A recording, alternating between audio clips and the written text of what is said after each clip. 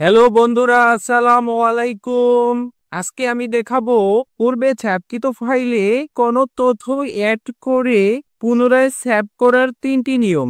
সেজন্য পূর্বে সেভকৃত ফাইলটি ওপেন করে নেবেন। তো আমি ওপেন করে নিলাম আমার ফাইলটি। দেন আমি এখানে পরে কিছু লিখে অ্যাড করব। তো সাপোজ আমি চাচ্ছি যে এখানে আমার ইমেলটা এন্ড করতে। আমার ইমেল আইডিটা আমি এখানে দিব RUBEL রুবেল রানমা@gmail। সেভ করার জন্য আপনাকে কিবোর্ড থেকে ফাংশন কি F12 চাপবেন।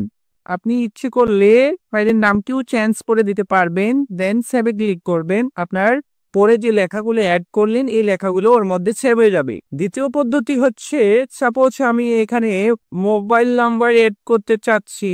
সাপোজ মোবাইল নাম্বার দিলাম, দেওয়ার পরে সেভ করতে গেলে পুনরায় কিবোর্ড থেকে কন্ট্রোল S প্রেস করবে।